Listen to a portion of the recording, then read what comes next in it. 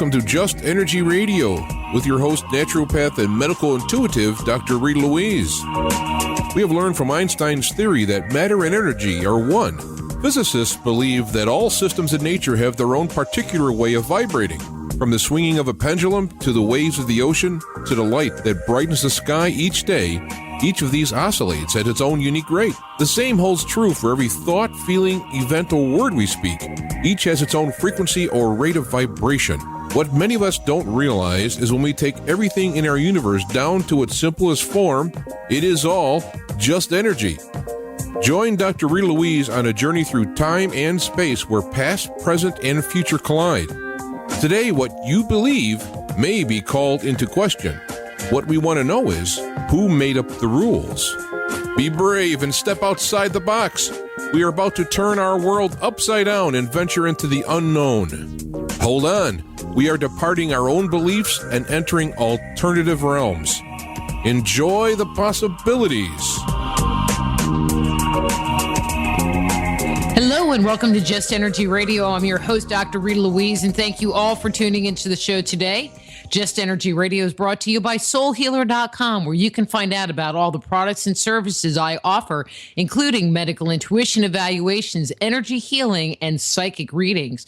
So if you have things going on in your life, need some direction, need some help, have a health concern that's bothering you, give me a call, send me an email, and we can set up a time for a private consultation wherever you are in the world, by phone, by Skype, and even in person.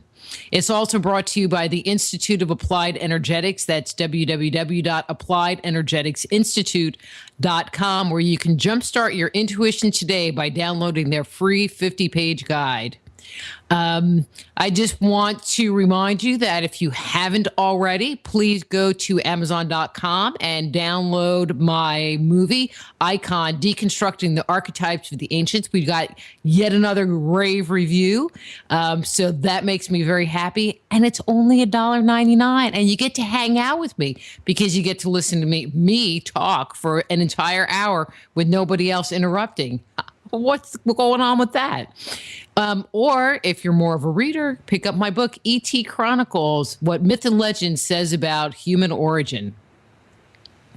Tonight on the show, we have a former guest, Scott Creighton, and we're going to be talking about his new, and I'm going to say excellent book, The Secret Chamber of Osiris.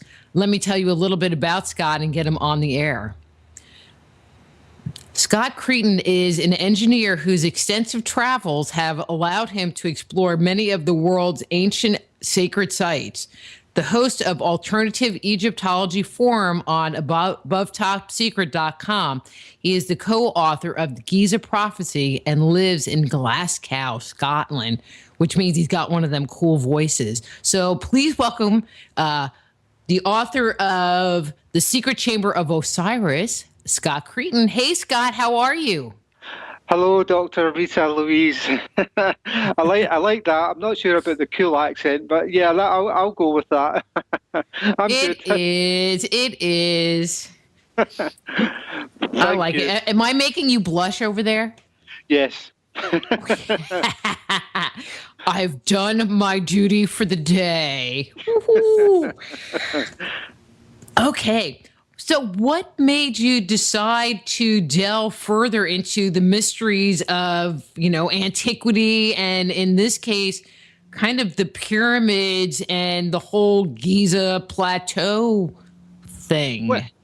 Well, I think for me, the answer to the pyramids of ancient Egypt, I'm talking about the very early pyramids, Dr. Rita, is that for me the answers just weren't there in the books. I would read all these books by the experts, and I would, for years and years I've read all sorts of books, and the answers that they gave in those books just didn't jive for me. It just did not make sense.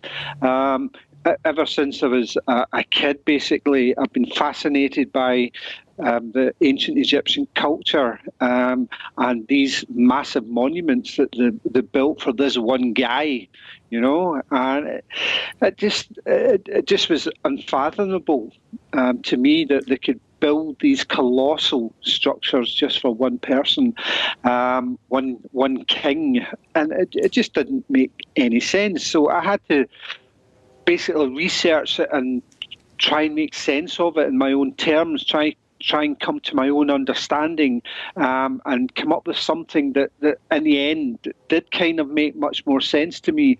So that's basically, why I got involved. I've always been interested in the ancient Egyptian civilization. So, it was just a natural kind of thing for me to do.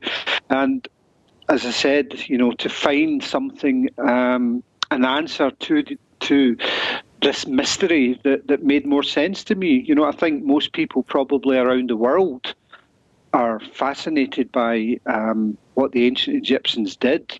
And, I think a lot of the questions, even though I've found an answer for myself, I think, for many, many people around the world, the questions are still there. Why did the ancient Egyptians build all these massive pyramids, just at the dawn of history? It's just an incredible mystery. The whole idea that, these structures were built as tombs just, for me, just didn't make any sense. And so, as I said, I had to go and find my own answer, and that answer is contained within this book.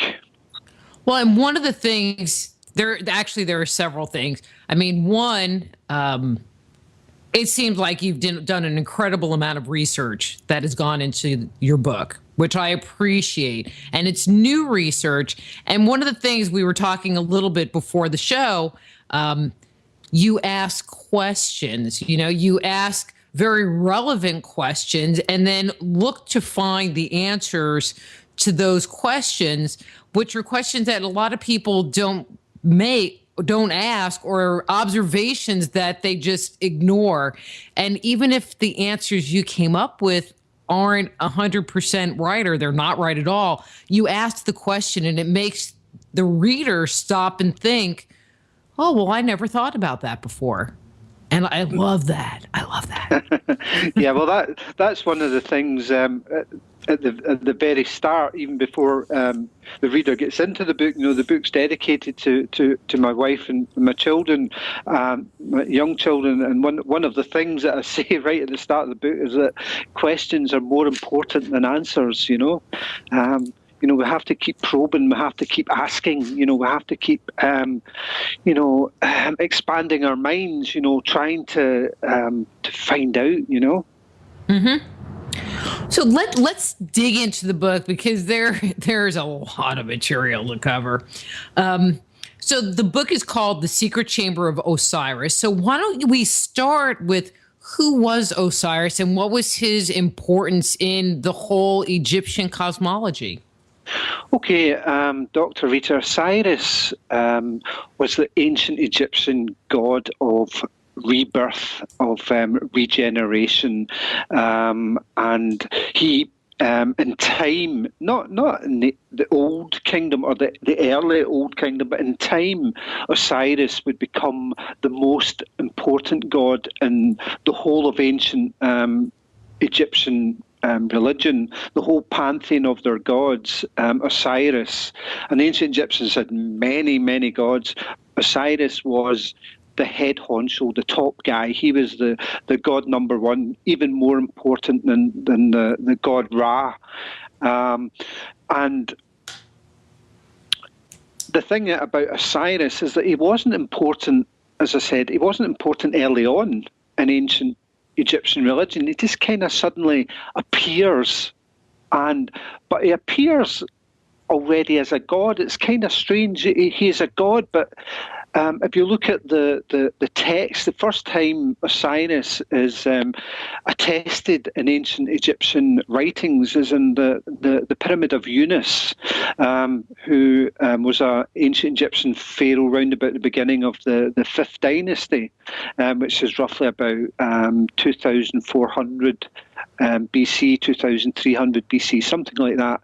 And in those texts, they're called the pyramid texts, and they're the most ancient religious texts that we have anywhere in the world. And in these texts, Osiris is already formed as a god, as is his wife Isis. She's a goddess in these texts. But there's no mention anywhere of Osiris and Isis before the Fifth Dynasty. It's like they just suddenly appeared already as gods in these texts.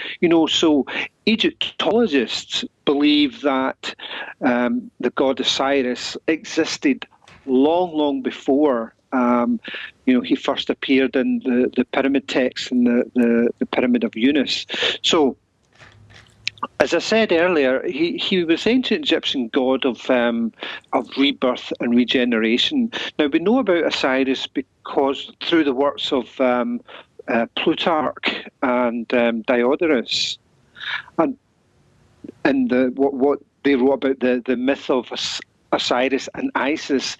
Now, in the myth of Osiris, we're told that Osiris had a brother, Seth, and Seth was essentially jealous of Osiris's position as basically the king of Egypt. And Seth went out of his way to basically kill Osiris. And what he did, his first attempt was he attempted to drown Osiris in a box by tricking Osiris into this box, sealing the box and casting it into the River Nile. And this box was eventually found by Isis. Now, I think that part of the myth of Osiris, it's an allegorical tale, and which I believe hints at or indicates the ancient deluge, the ancient flood of another ancient Egyptian god, the god Thoth, who is a god of wisdom, known as the messenger or the harbinger of the flood. That's the god Thoth. Now, Osiris's wife Isis eventually found his body in an acacia tree and brought him back to life, whereupon Osiris's brother Seth got Osiris again, and this time with the help of some 72 helpers, cut Osiris's body into 16 parts. Now, some myths, the myth of Osiris in the Plutarch version tells us that it's 14 parts that the body is cut into, but the earlier version by Diodorus tells us it's 16 parts. So 14, 16 parts Osiris's body is cut into. And his wife Isis eventually goes around, the body parts are cast throughout the land of Egypt, and Isis, his wife, goes throughout Egypt to find all the body parts, and essentially she binds them together with linen, with a mummy wrapping, to make the body whole again and to bring Osiris back to life. So that essentially is the story, but there's one small caveat there, in that Isis couldn't find one part of Osiris's body. She found all parts except one part of the body. That was the phallus, and that essentially is what led me to think, because if you read the pyramid texts, there's various pyramid texts, but in the earliest pyramid texts, it tells us that Osiris was brought back to life again by Isis, and that the pyramid itself, it says in the text, the pyramid is Osiris, the construction is Osiris. That's what it says in these texts. It also tells us in these texts that Osiris is the grain. Okay, so these were my first hints, Dr. Rita.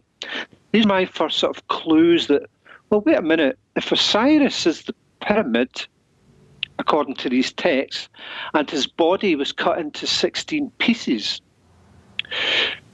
Might not it be the case that the first 16 pyramids that the ancient Egyptians built were actually, allegorically speaking, the body of Osiris scattered across the land of Egypt, the first 16 pyramids? That's a pretty interesting thought. Well, a lot of people are saying this now, and nobody has ever made that connection before, connecting, trying to make sense of the myth. These things, these myths, these legends, in my estimation, are always rooted in some kind of fact. There's some basis, some element of truth, deep down within a lot of these myths and legends, and they're told in an allegorical way that we just have to try and make sense of.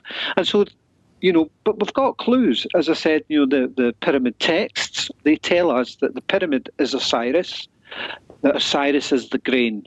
That's what it tells us. So, it was just like a light bulb moment, you could call it that. The light went on. I thought, well, wait a minute. First pyramid is Osiris. So I looked at Dr. Mark Lehner's book. He's a famous American Egyptologist, and he wrote this brilliant book called The Complete Pyramids.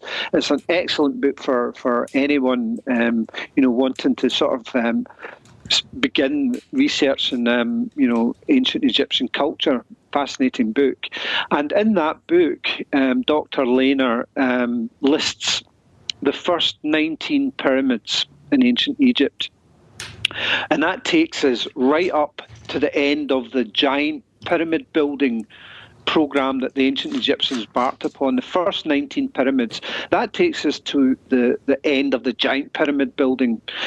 Now, the thing is, there's 19 of them in Lehner's book and his list, but 3 of them are never completed.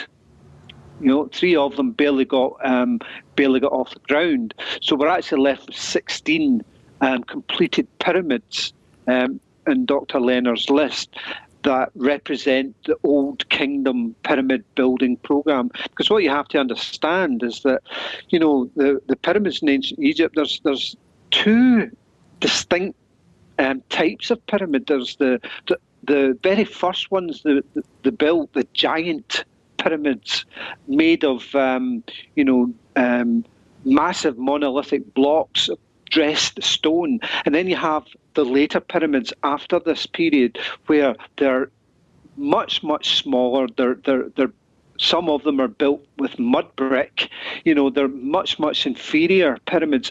It's almost like we've got 2 completely different pyramid building programs that occurred.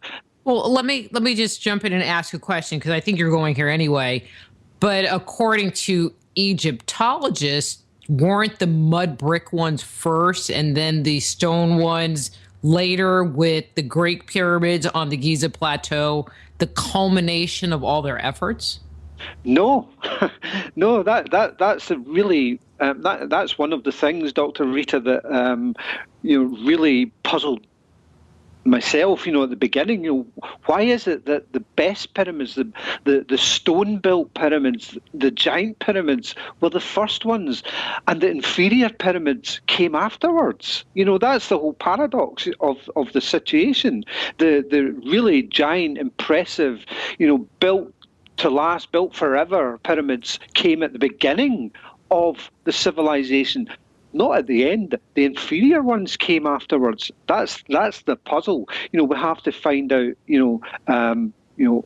Why that was. So what you find is that, according to the Egyptologists, is that the pyramid evolved from the mastaba burial tomb, which was a kind of small structure, maybe about 10 or 12 feet high, with sloping sides and a flat roof. That was the mastaba, and the idea is that the pyramid evolved by placing one mastaba on top of another mastaba on top of another mastaba, like a step pyramid. That's what they say, the step pyramid at Saqqara. That's how it evolved from the mastaba, and then eventually the step pyramid evolved into a true pyramid by them filling in the steps to make the sides perfectly smooth. That's the orthodox theory. That's the orthodox idea as to why and to how the pyramids arose. But the puzzle is, that they were building mastaba tombs even when they were building pyramids. There's a couple of kings in the Old Kingdom, whereby they actually had pyramids built for them, but they also had mastaba tombs. So there's this real puzzle. What's going on here? Why would they have mastaba tombs? Why would one guy, the Pharaoh Snefru, why would he build 4 pyramids? Why would Khufu, who built the Great Pyramid, why would he build 5 pyramids? So there's if these guys had these structures as their tomb, why do they need 5 tombs? Why do they need 4 tombs? And some of these early pyramids, or in fact, most of the 16 pyramids didn't even have what the Egyptologists call a sarcophagus, a granite box to hold the body. Most of these structures didn't have one of these boxes.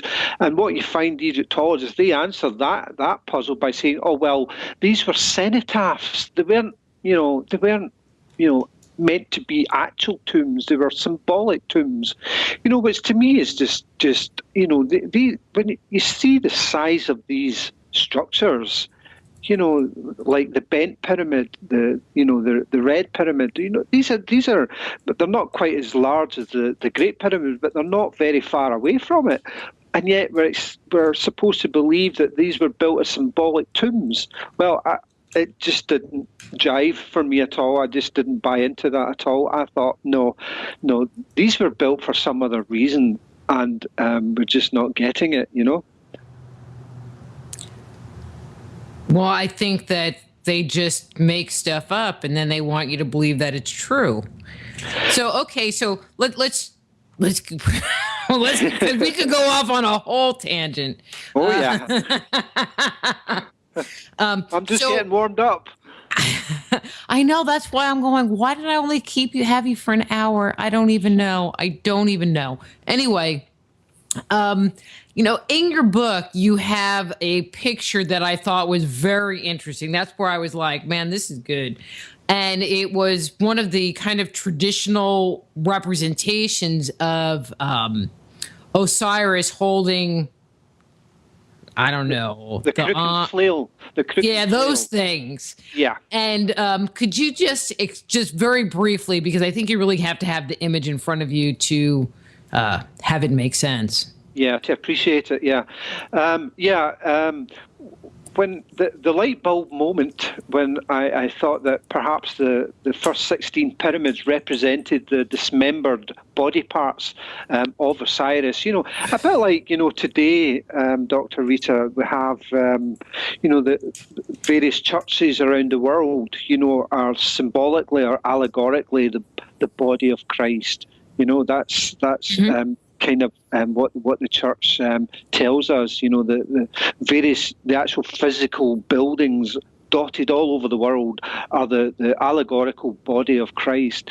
So I thought, well, these first 16 pyramids could be the allegorical body of Osiris spread across the land of Egypt. So after I'd made that connection with the myth of Osiris and the actual physical pyramids, what I did then was I thought, well, I wonder what it would look like if you plotted those 16 pyramids on a map of the world, or on a map of Egypt, obviously. And so I got onto my friend at Google Earth, and I plotted the first 16 pyramid locations onto a map of Giza. And the really amazing thing, see, Osiris is very, very distinctive. The classic figurine or figure effigy of Osiris is very, very distinctive. He has this unique crown. It's called the Atif crown, and it's unique. It's got three sort of prongs at the top of the crown. The centre one is slightly larger than the two at the side, and you always see Osiris side on, and he's always got his arms crossed over with the crook and flail held in each hand, crossed over his body. Now, what you find is that when you plot these 16 pyramids locations onto the map, you make basically a stick man, and basically if you join all the dots together, you end up with a stick man, and it looks like the classic outline of the god Osiris. You know, the Atif crown is actually represented by the three pyramids at Giza, and to me that is quite remarkable as well, because, you know, Giza, I think the monuments there were essentially the crowning moment of the good point. The entire project, you know. So, and then the further down we have the pyramids at Dashur, north and south Dashur, and the pyramids at Meidum, and you know, when you join the dots up, it gives you the classic, you know, outline image, if you like, of the god Osiris. And I was just gobsmacked when I made that connection. It's just incredible, you know, because are there any constellations? Because we know that Robert Bruval and Graham Hancock speculated that it was a reflection of Osiris's belt in the pyramids. If you took that and looked up at the stars, was that configuration also reflected in the stars? Did you look? Just curious. Well, you see, this is that exact, you know, layout with the 16 pyramids. No, that's not reflected in the stars of the Orion constellation. But what I think is going on there is I do think there's two things going on. You've got the body of Osiris being represented on the ground, but also the stars of the belt stars of Orion,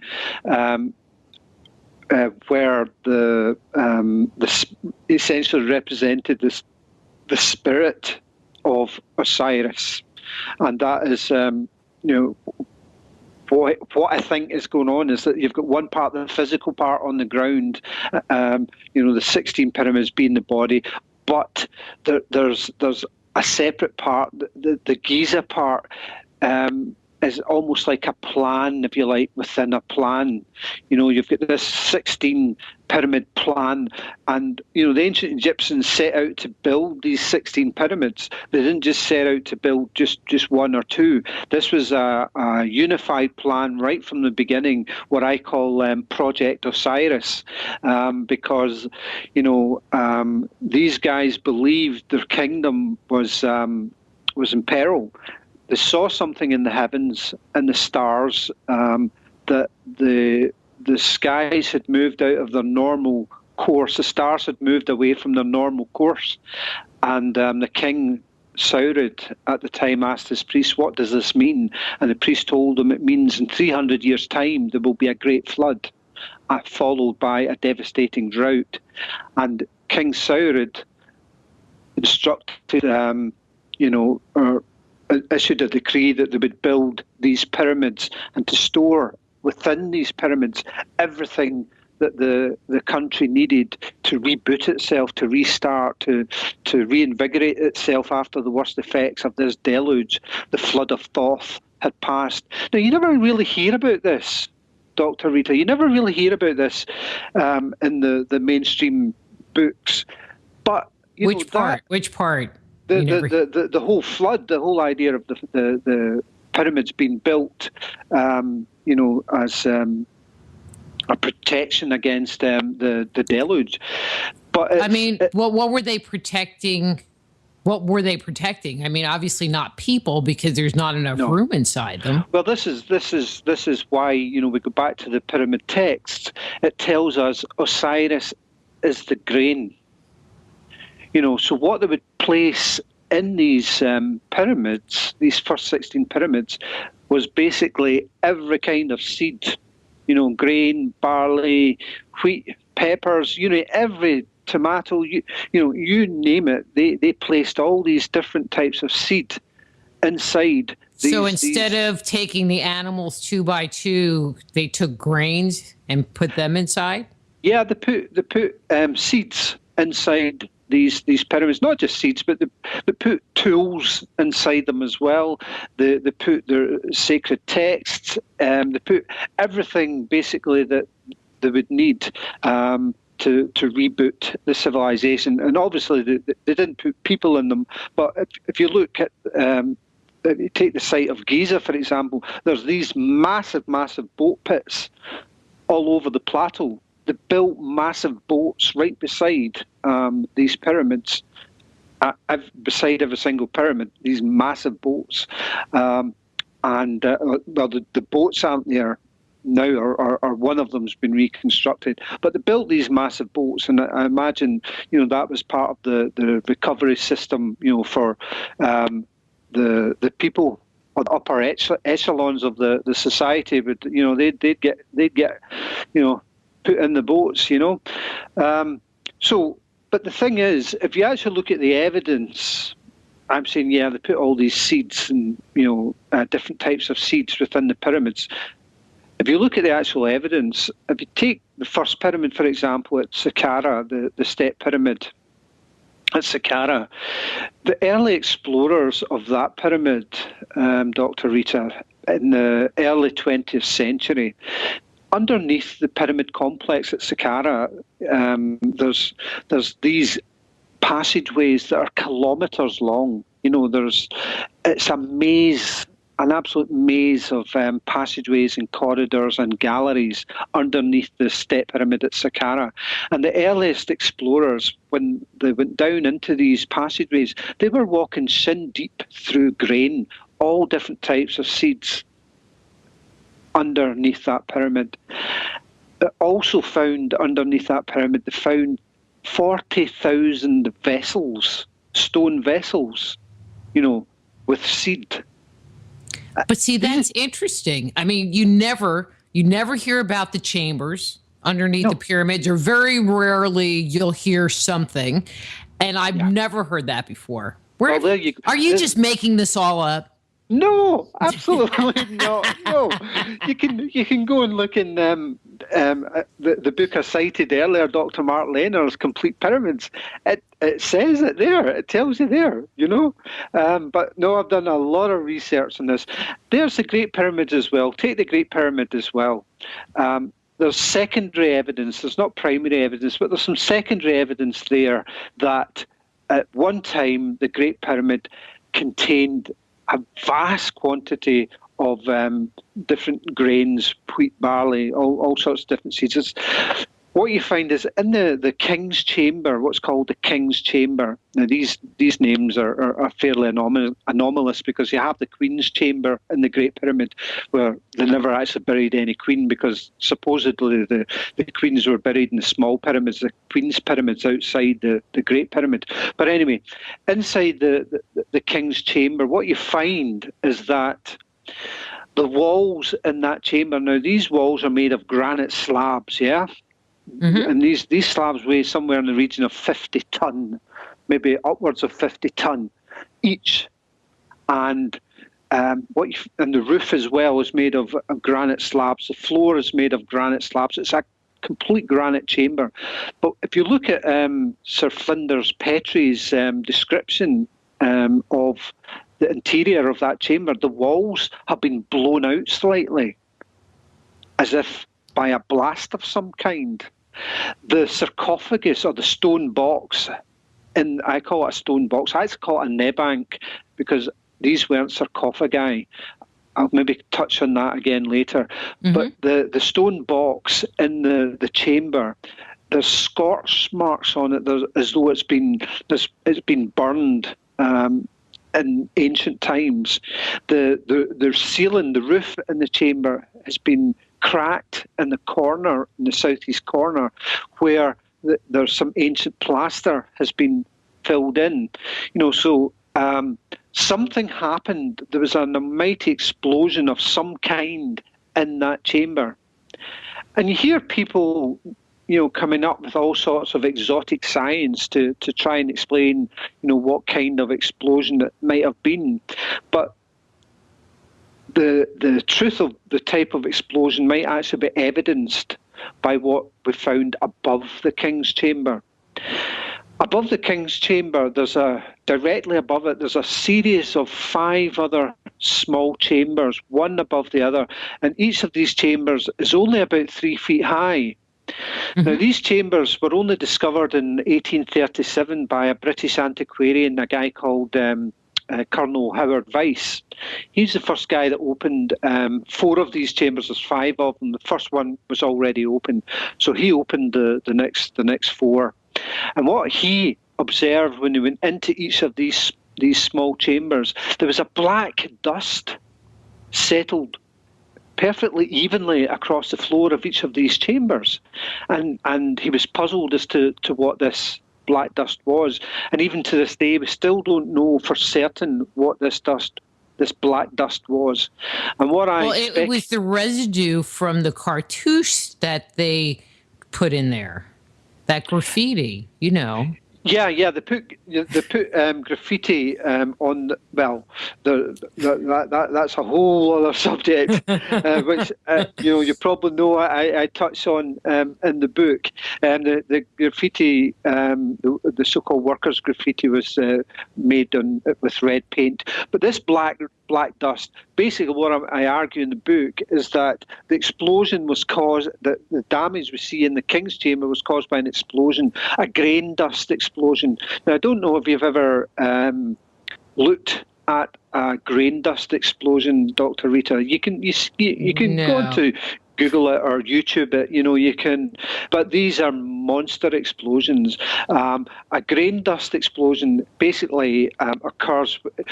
You've probably done these experiments in science class at school, where you'll get a straw and fill it with flour, and you'll blow it into the air and then set it alight, and it's like a bomb.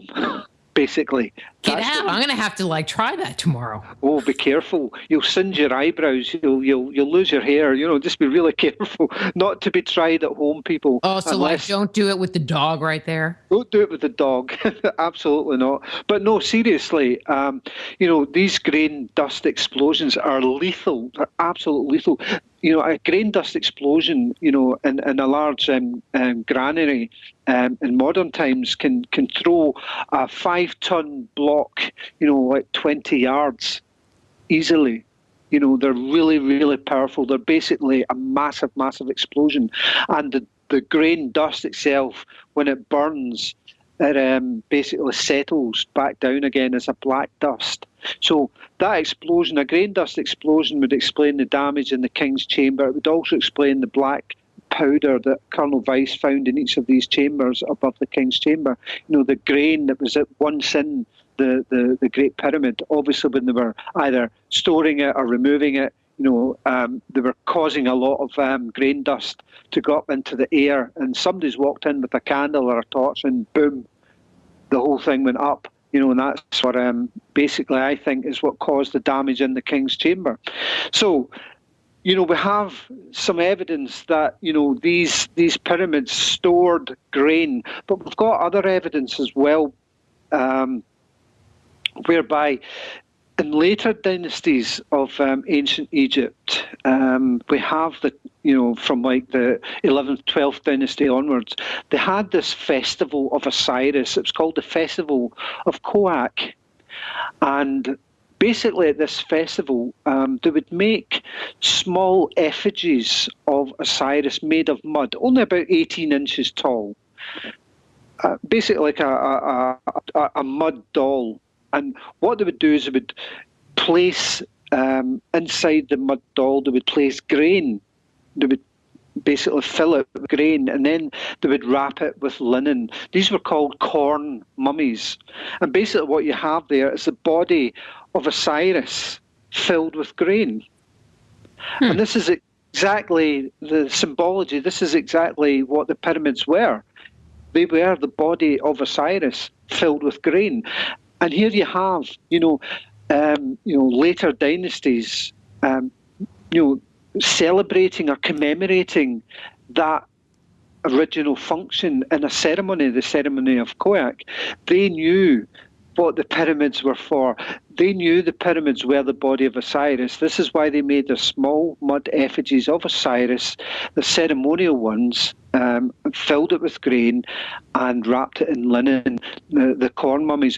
So there's a lot of evidence that points to this being the original function of these structures. Now, the thing as well, Dr. Rita, what you've got to understand as well, our civilization today does the very same thing.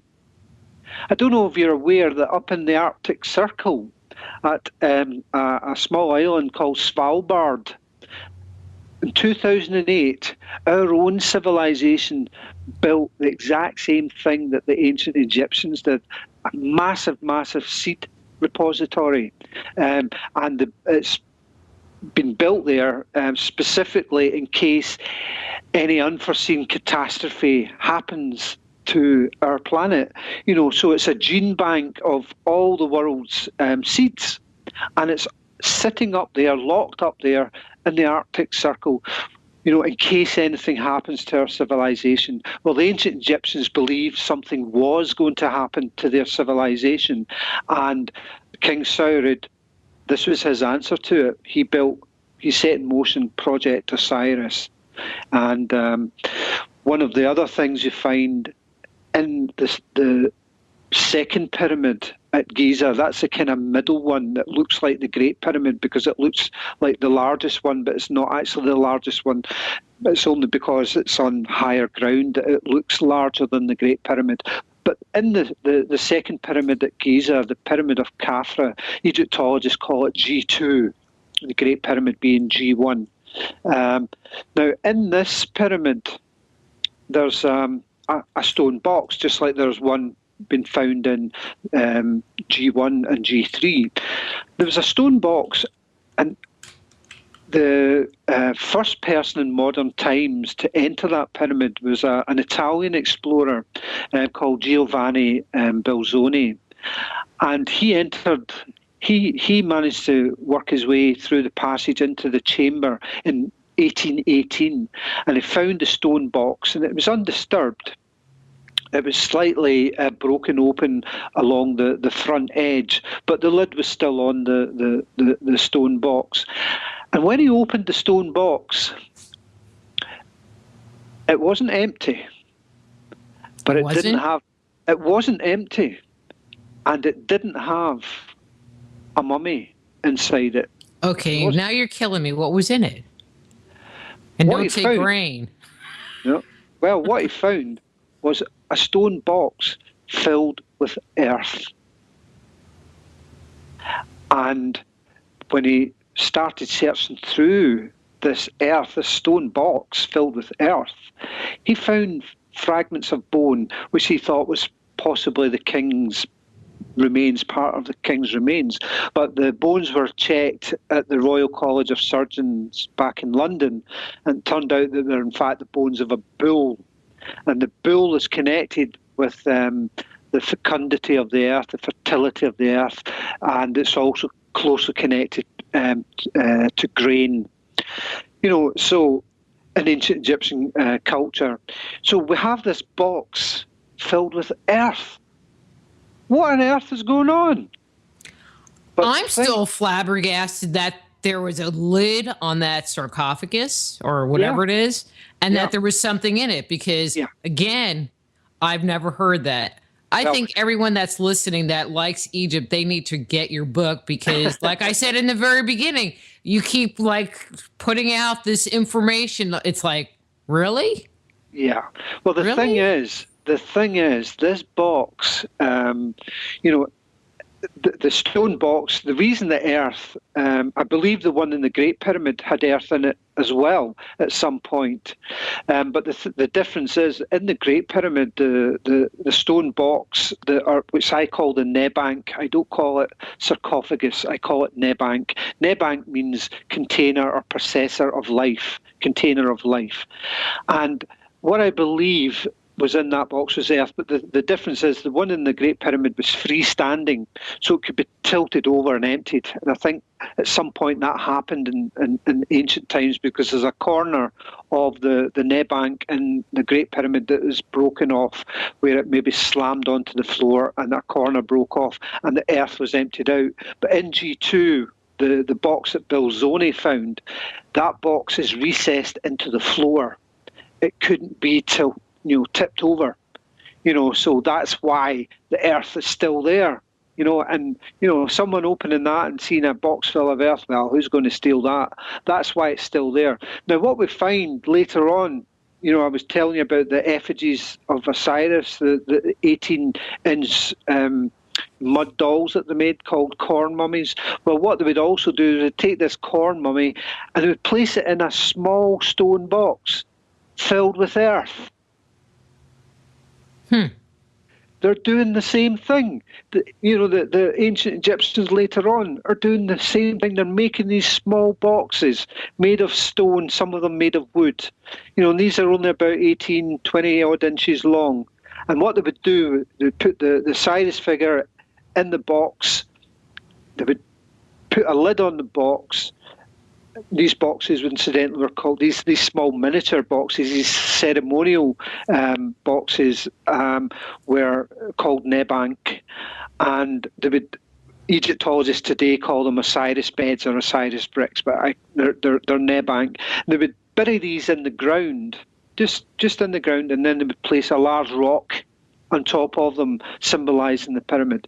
So basically, what we have is a box in the Giza pyramid in G2, the pyramid of Khafra, filled with earth, and the bones of a bull. Now, Osiris later on was identified with the bull, and so you find the ancient Egyptians later on doing the very same thing. It's like the ancient Egyptians knew what the pyramids were for. They knew the pyramids were the body of Osiris filled with grain, and they knew that within these pyramids, there were stone boxes filled with earth. Now, the earth, to me, represented the earth, the land of Egypt, and the bull's bones found in the earth is symbolic of the fertility of the earth. It's a deep chthonic ritual that I believed these nebank represented, and essentially it was the Ka of Osiris's body. The Ka was the ancient Egyptian soul. The ancient Egyptians, I think there's something like 9 different aspects to the ancient Egyptian soul. The Ka was one of them, as the most important one. The Ka was the vital spark of life.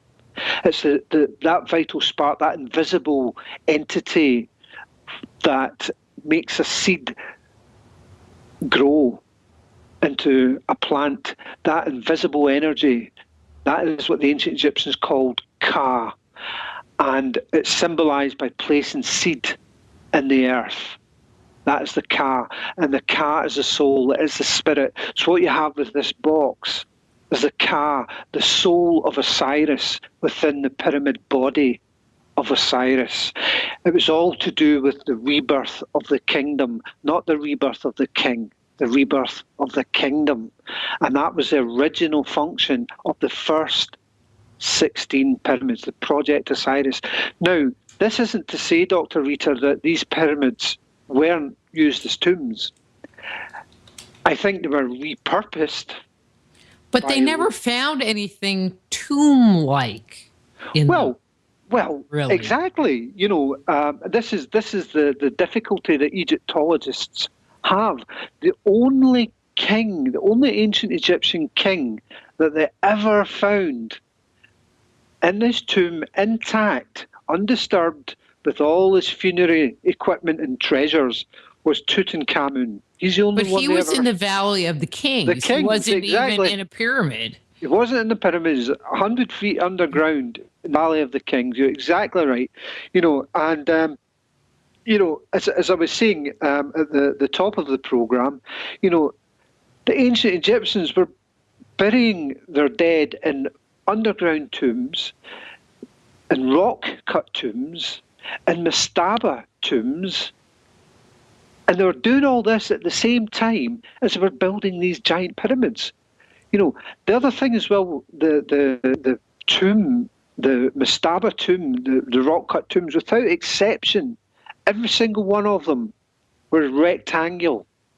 Let me ask you this question. You mentioned that they were saving this grain and built the pyramids for fear of this flood. So are we talking about like the flood, the Noah flood?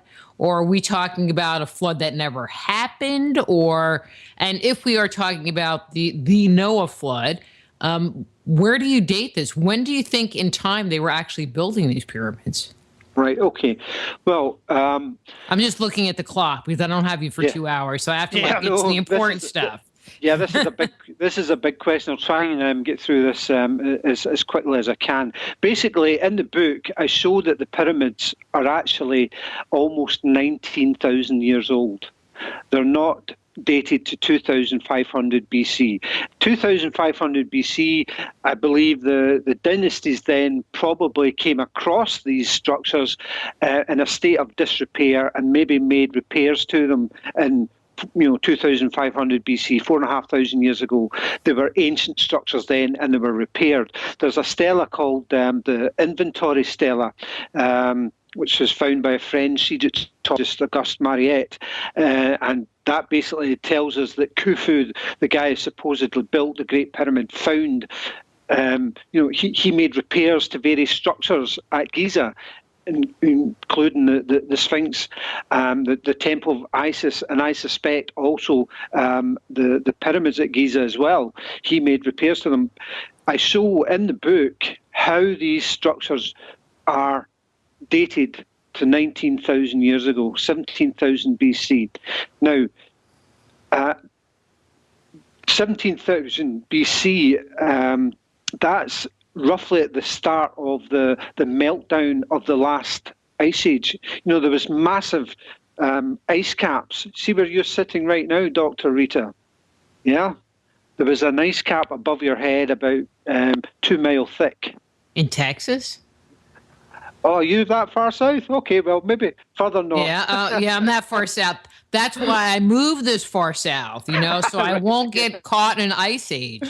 Right, okay. Well, here where I'm sitting, there was definitely an ice cap 2 miles thick above my head in Glasgow in Scotland. So these massive ice caps, 19,000 years ago, they suddenly went into rapid meltdown. And scientists today still don't know exactly why that happened. We still don't know. But the ancient Egyptians are telling us something happened in the heavens. Something happened to the earth. The earth's axis was disturbed in some way. And I show in my first book, The Giza Prophecy, how that actually occurred. And in this book, I show the work of a couple of Norwegian physicists that show that the Earth, the pole of the Earth, roughly 19,000 years ago, was in the centre of Greenland. And it moved gradually to where it is today, the Arctic Circle, which is a difference of about 17, 18 degrees. So if that ice, all that ice, these ice caps, suddenly the Earth's planet, its pole shifted, was tilted southwards. It's getting a lot more solar radiation, and these ice caps are going into rapid meltdown. Now, if that is part of the same, if that tilt that happened is part of the same myth that's come down to us through the Arab chronicles from ancient Egypt, the King Saurid, his astronomer priest, saw that the stars had moved out away from their normal course.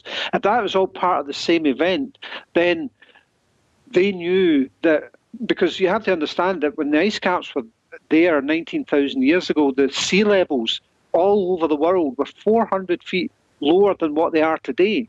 which means that the coastal regions were much further out than where they are today.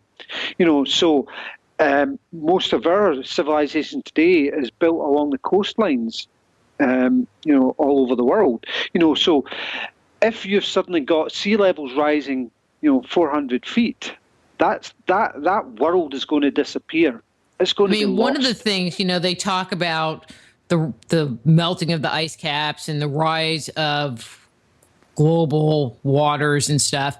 But what gets me, and we really don't have time, but I still want to make this commentary, is you read the research and they say, well, it probably rose, so many 100 feet, so many feet per 100 years, and they talk about this gradual increase in water. And I'm like, I'm sorry, that doesn't sound like a flood. It sounds like pick up your hut and move it back a couple of feet. Exactly. Yeah, that's exactly right. I mean, it took thousands of years for these ice caps to retreat and for the sea levels to rise. That's perfectly correct. But we're finding evidence now today. We're finding forests under the North Sea. We're finding forests. We're finding mangrove trees, the Great Barrier Reef. Still have their leaves on them, so that's a sudden rise. What we're talking about is, 400 feet, but within that 400 feet, that long gradual rise, it was punctuated occasionally by sudden dramatic rises. And how that happens is what you have is these ice caps basically melting, if you like, in the centre, and basically all the water ending up in a big ice bowl. And basically what happens is the bowl eventually becomes too frail, too weak to hold the pressure of all this water as the water's building up. The ice around it, holding it in, basically breaks. And essentially what you have is a monumental flood like you could never imagine. This is what they reckon happened, I think it's Lake Agassiz in Central America or Central USA, and Lake Missoula and up in the sort of Portland area of northwest USA. So these are sudden, massive floods which raised the sea level something like 2 meters overnight. So we've got gradual floods, but these are not so gradual by catastrophic instant floods. We have to go. Oh, everybody has to just buy the book. How's that? Just buy the book. This is just like a total teaser because I think we covered like 2 paragraphs out of the entire book. Yeah, we didn't even discuss the whole vice forgery stuff. Well, and we didn't talk about the tablets and the secret knowledge. We didn't cover anything. I asked one question off of my piece of paper. Come on. Oh. Well, that's me. You get me talking, I'll just talk and talk and talk. I must have some Irish blood in me. I think I kissed maybe a little bit. I think you've just been drinking too much beer or something. That's all they've been talking about. And scotch and whiskey and then scotch. That's what they've been talking about in the chat room. Anyway, we need to go. So if someone wants your book, Amazon.com, regular places, anything special? Well, you can also get the book, The Secret Chamber of Osiris, from Inner Traditions Bearing Company, Amazon.com, Goodreads.com. Basically all the Barnes and Noble. All the good bookstores have it as well. Great, Scott. Thanks for coming on. It's been a blast. I've really enjoyed it. Well, good. I have too, and I'm going to let you go. And they're letting me know the music is running. So. Till next time, keep up the great work. Yeah, it's been great talking to you. Take care. You too. All right. Bye-bye. Bye-bye. That's Scott Creighton. His book is The Secret Chamber of Osiris.